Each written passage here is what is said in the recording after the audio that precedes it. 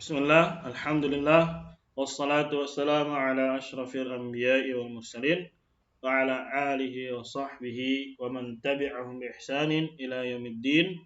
Amma ba'd, ikhwani fillah, rahimani wa rahimakumullah. Pada kesempatan yang lalu di bab kedua pada ilmu sharaf kita sudah mengenal apa itu definisi dari ilmu sharaf, yaitu cabang ilmu bahasa Arab yang fokus membahas perubahan makna kata. Dan perubahan makna kata ini dipengaruhi atau ditandai dengan wazan yang berbeda-beda. Kemarin sudah kita ambil wazannya apa saja, dari fi'il madhi, fa'ala yaf'alu fa'lan, fa'ilun maf'ulun, if'al la taf'al, maf'alun maf'alun mif'alun, fu'ila yuf'alu. Itu wazan-wazannya yang disebut juga dengan tasrif istilahi. Dan kemarin juga ada kita beri contoh yang kita tulis nama dengan mauzun. Nah, disinilah bab ketiga kita akan bahas apa itu wazan dan mauzun, bagaimana cara menimbangnya. Langsung saja bab 3, al-waznu wal mauzun, wazan dan mauzun. Pengertian wazan dan mauzun. Wazan secara bahasa adalah timbangan atau pola. Wazan artinya adalah timbangan atau pola. Adapun mauzun secara bahasa adalah sesuatu yang ditimbang. Ya, ketika misalkan kita mau beli buah, timbangan ini disebut wazan dan buahnya disebut dengan mauzun. Adapun secara istilah, wazan adalah suatu kata yang dibentuk dari huruf fa, ain, dan lam. Ini secara istilah. Yang berfungsi untuk menimbang kata lain agar diketahui huruf aslinya apa dan huruf tambahannya apa. Nah, ketika kita mengetahui wazan dan ada mauzunnya, kita timbang, kita akan mengenal kata dasarnya. Tujuannya apa? Ketika kita tidak tahu maknanya, kita bisa buka kamus. Oh, misalkan madrubun, kita timbang, oh kata asalnya adalah dot, ro, dan ba. Maka kita cari di kamus doroba, apa artinya? Itu fungsinya. Adapun mauzun, maka ia adalah kata yang ditimbang dan harus sesuai dengan wazan. Yang mauzun adalah katanya yang ditimbang dan harus sesuai dengan wazan. Ya, dari panjangnya, harokatnya, semuanya harus sesuai dengan wazan. Ini pengertian wazan dan mauzun. Kemudian kita masuk cara menimbang mauzun pada wazan. Untuk menimbang mauzun pada wazan, maka perhatikan tabel berikut.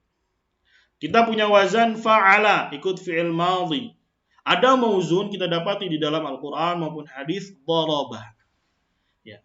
Maka tadi diketahui wazan adalah timbangan yang terdiri dari fa, ain, kemudian lam. Maka kita bagaimana cara menimbangnya? Maka yang menduduki fa wazan, yang menduduki atau yang menempati fa wazan adalah huruf dot. Ini adalah huruf dot. Ya, huruf dot. Kemudian yang menempati ain adalah huruf ra. Huruf ra. Yang menempati lam adalah huruf ba. Dan dikatakan mauzun harus sesuai dengan wazan. Lihat, perhatikan harokatnya sama. Fa'ala daraba. Nah, inilah bagaimana cara menimbang. Kemudian ada wazan yang lain, yaf'alu, ikut fi'il mudhari'.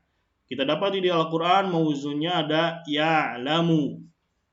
Ya'lamu. Di sini kita ketahui ada tambahannya bercetak merah. Yang menduduki fa wazan kita sejajarkan adalah huruf ain. Ini yang menduduki fa wazannya. Huruf ain. Apa yang menduduki ain wazannya? Kita perhatikan lagi di sini ada huruf lam. Ain wazannya huruf lam. Apa yang menduduki lam wazannya? Huruf mim. Ada nggak huruf tambahannya? Ada, yaitu huruf ya. Nah, maka kita ketahui ya di sini adalah huruf tambahan. Kemudian fa'lan sama seperti itu juga, dan ada wazan fa'ilun. Contohnya mauzunnya qadirun. Yang menempati fa wazan adalah qaf. Yang menempati ain wazan adalah huruf dal. Yang menempati lam wazan adalah huruf la. Ketika kita tahu Lihat timbangannya, ternyata ada huruf tambahan, yaitu huruf alif. Ini tambahannya. Karena wazan itu dari fa, ain, dan lam. Begitu juga kata maf'ulun, wazannya maf'ulun, isi maf'ul. Contohnya di Al-Quran, maghdubun.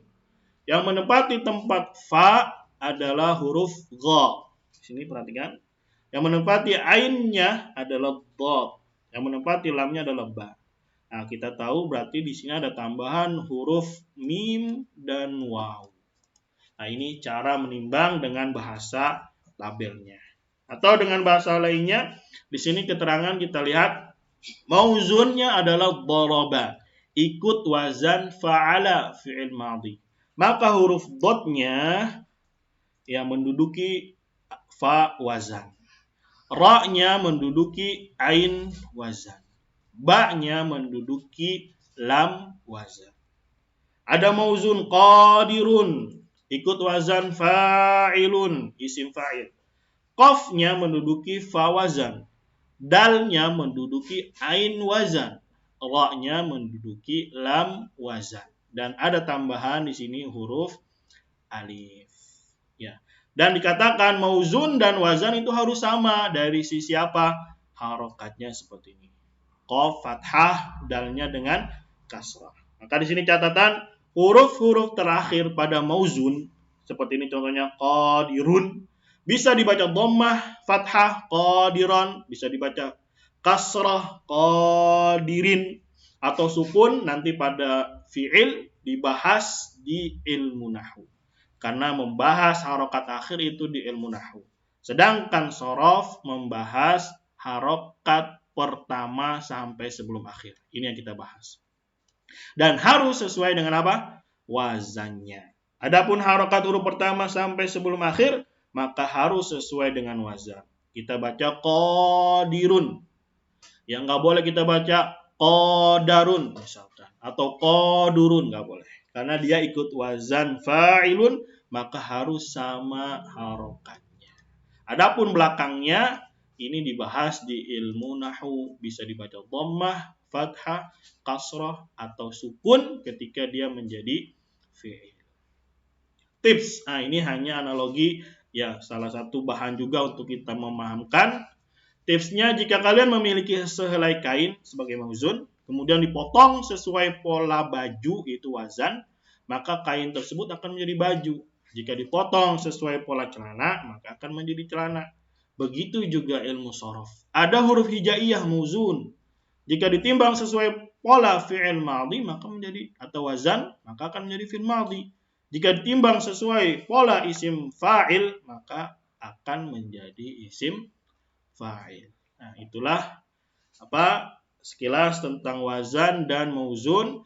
Ketika kita memahami wazan, maka akan mudah untuk kita menimbang kata yang kita temukan baik di dalam Al-Quran dan Sunnah, ya, atau hadis. Maka kita akan menemukan kata dasarnya apa, tambahannya apa. Ketika kita mengetahui kata dasarnya apa, akan mudah untuk kita mencari di kamus. Nah, itu sekilas tentang wazan dan mauzun. Kemudian seperti biasa ada latihan isian singkat nomor 1 sampai nomor 10. Misalkan di nomor 5, fi lauhim mahfuz, yang menempati lam wazan, pada kata bergaris bawah yaitu mahfuz, lam wazannya adalah huruf apa? Nah, di sini dijawab. Itu latihan 1. Kemudian latihan 2, kerjakan soal di bawah ini sesuai dengan contoh. Min syarri ma khalaq. Perhatikan kata yang bercetak merah. Dia ikut wazan apa? Ditulis ini fi'il madhi. Wazannya apa? Fa'ala. Yang menempati fa wazan adalah huruf kho. Yang menempati ain wazan adalah huruf lam. Yang menempati lam wazan adalah huruf qaf. Dan begitu seterusnya. Kata ya'lamu, di sini ikut wazan apa? Fi'il apa di sini? Kemudian wazannya apa ditulis?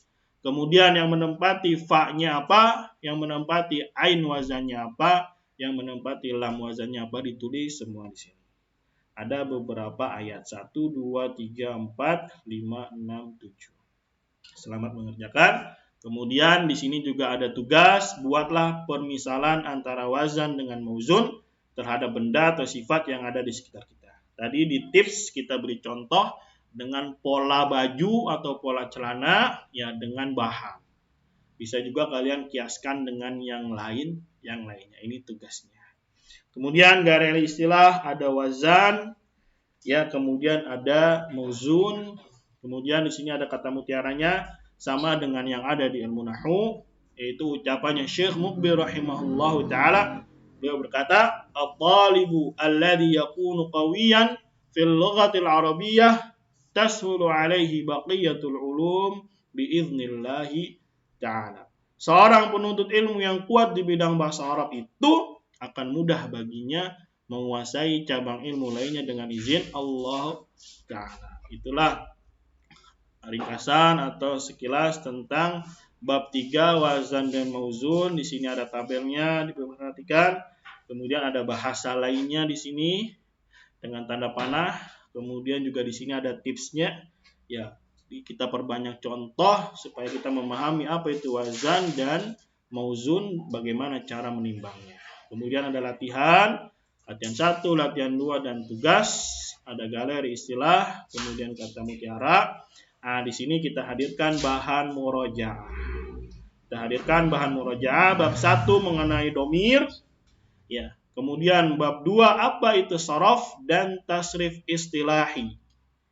Kemudian di bab 3 kita bahas wazan dan mauzun. Contohnya misalkan yadhabu, maka za menempati fa, ha menempati ain, ba menempati lamnya. Ini yang sudah kita bahas. Nah, insyaallah kita akan buat latihannya untuk bab 1, bab 2, dan bab 3 pada Google Form. Insyaallah ta'ala.